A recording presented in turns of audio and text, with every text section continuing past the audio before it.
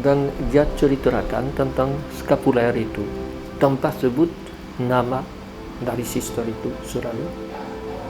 Catherine, tidak ada orang yang tahu bahwa dialah yang melihat medali wasiat. Rosalind, tidak pernah orang tahu bahwa dialah mendapat penglihatan itu. Ini khas.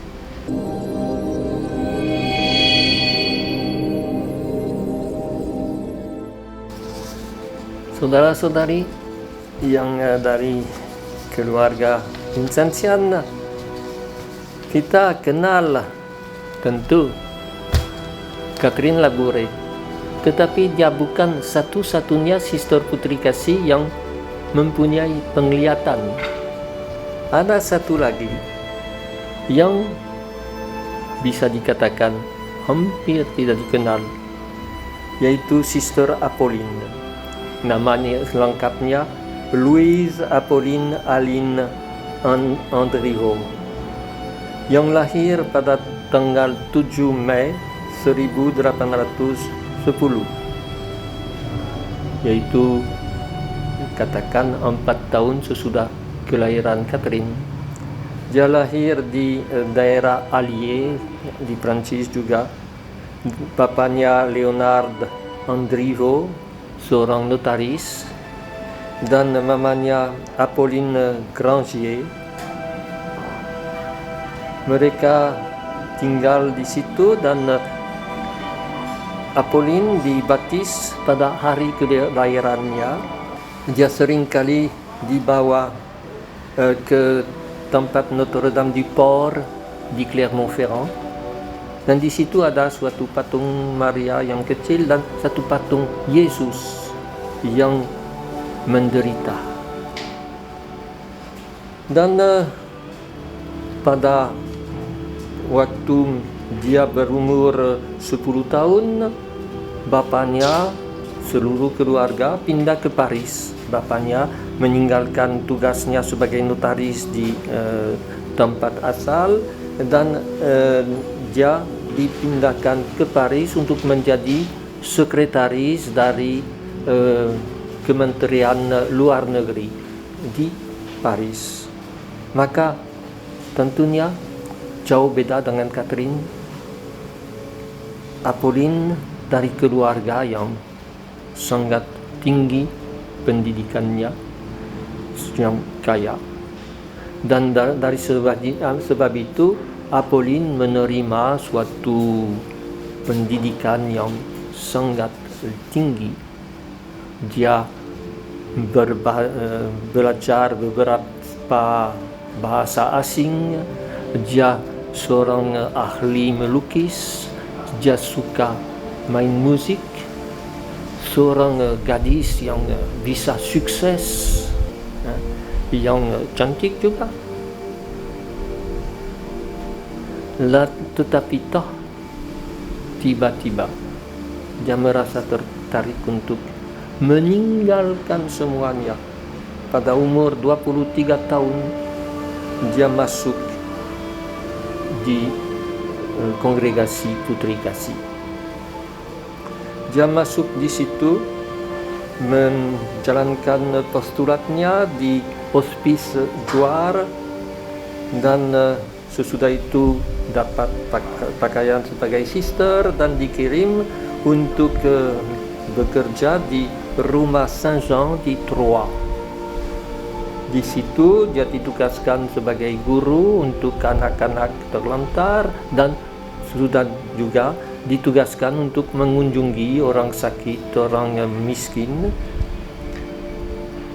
Dia punya suatu devosi khusus kepada sengsara Kristus, kepada masa kanak-kanak Yesus, dan kepada Maria. Pada tahun 1846, dia sedang mengikuti retret tahunan, dan waktu itu dia pergi ke tempat pastor yang memimpin retret itu, orang Lazaris, Romo Jean-Paul Rousseau, dan di situ dia berkata bahwa dia sudah mendapat penglihatan dari Yesus. yang memegang semacam skapuler, semacam alat yang bisa dipasang pada leher. Di atasnya skapuler itu merah ungu, merah benar-benar, dan dua talinya merah juga. Di suatu pihak dari skapuler itu ada gambar Yesus yang disalib dengan semua alat-alat sengsaranya, dan di bagian lain ada gambar dari salib, dari juga beberapa alat yang di hati kudus Yesus, hati kudus Maria, seperti pada medali wasiat. Maka sister itu menceritakan ini, dan Pastor Jean-Paul Rousseau berkata, laporkan kepada Superior General Lazaris, yang adalah juga Superior General Putri Kasihnya, yaitu Romo Etienne. Dan pada tahun 1847 Apolline taat, dia pergi ke tempat Romo Etienne dan menceritakan. Mulai suatu tukar menukar surat banyak, di mana justru Romo Etienne tanya apa yang sebenarnya terjadi, dan Apolline menulis semua kisah itu. Akhirnya pada tahun 1807 dia pergi, Romo Etienne pergi ke Roma, dan di situ dia temu dengan Sri Paus Pius ke-9, dan dia ceritakan tentang skapuler itu tanpa sebut nama dari sister itu selalu. Catherine, tidak ada orang yang tahu bahwa dialah yang melihat medali wasiat. Roslin, tidak pernah orang tahu bahwa dialah mendapat penglihatan itu. Ini khas. Dan Sri Paus berkata, okelah, sebarkan skapuler itu.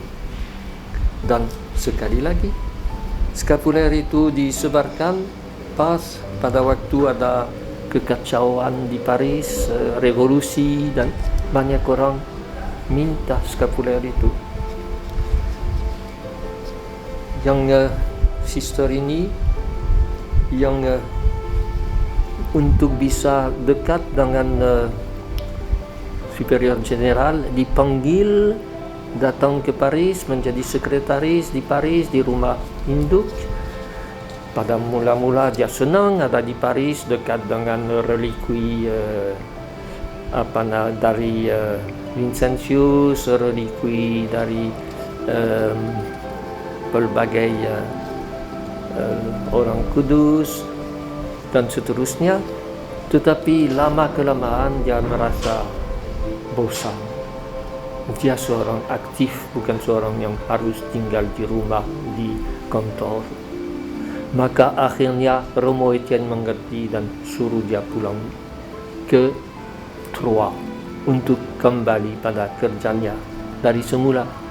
Dan di situ superior dari rumah Troyes sudah tua dan sakit-sakitan, sehingga Apolline dijadikan asistennya, wakilnya. Dan ketika pada tahun 1847 ada seorang superior baru yang ditugaskan di situ, sister lain, orang lain lebih suka datang bicara dengan Apolline daripada dengan superiornya. Apolline sebenarnya mau mundur, tapi masih mau tetap memberi pelayanan kepada superior lama yang begitu lemah dan sakit. Dan baru ketika superior lama itu meninggal, dia bisa dipindahkan. Dan waktu itu Romo Etienne tanya kepada sister itu, mau kemana sister? Pilih saja. Kebetulan ada seorang yang kawan sister itu yang dulu kerja di Troyes dengan dia, yaitu Sister Bouillet, yang menjadi superior di kamp untuk orang-orang lanjut usia. Maka disitulah Apolline pilih ditempatkan, dia mengurus orang-orang jompo itu, orang-orang tua itu. Pada tahun 1887 dia sendiri menjadi tua dan sakit, maka dipindahkan ke rumah untuk ke orang tua di Montolieu, di mana dia meninggal pada tahun 1895. Tetapi dia juga seperti Catherine mengharapkan bahwa skapulernya akan menjadi sesuatu yang lebih terorganisir, lebih dikenal. Hal itu hanya terjadi pada tahun 1862 ketika seorang pastor Lazaris, yaitu Nicole, yang di Valflori, suatu tempat peziarah Maria di Prancis, di dalam daerah luar, dia melihat bahwa anti agama makin timbul di Prancis. Maka dia pikirkan skapuler itu bisa menolong orang yang menjadi lebih dekat dengan Yesus melalui sengsaranya. Oleh sebab itu, dia menciptakan arsikonfreri atau persatuan dari Santa Agoni, yaitu keadaan Yesus yang dalam sakrat maut di Getsemani. Maka dia pergi temu lagi dengan Romo Etienne, superior general, yang berkata, silakan, kerjakan. Oleh sebab itu, berkat Romo Antoine Nicole itu, tidak hilang skapuler itu sampai sekarang. Tetap pusat dari konfreri itu di Rue de Sèvres, 95 Rue de Sèvres, di pusat orang Lazaris, dan di situ bisa menjadi tetap sesuatu yang mendorong untuk dalam semangat Vincentius dengan mengikuti sengsara Yesus, melayani orang miskin. Ini satu bagian dari keluarga Vincentian yang barangkali sama sekali tidak dikenal di Indonesia, tetapi ya apa salahnya kalau dikatakan bahwa ada dan tetap hidup. Kita mohon supaya Tuhan, karena konfreri itu atau arsi konfreri itu disahkan oleh Pius ke-9 pada 14 Maret 1862. Pada 1894 Paus Leo ke-13 membuatkannya lagi, dan ini sampai sekarang setiap hari Jumat ada orang yang datang untuk devosi di altar yang khusus di kapel di Rue de Sèvres, kapel di Romo Induk Lazaris. Dan dengan demikian Romo Nicole mendirikan bersama dengan seorang sister Lucie Berthier yang mendapat nama Teresa sebagai sister suatu institut sister-sister Santa Agonia yang disebut sekarang sister Getsemani. Ini pula satu cabang dari keluarga Vincentian.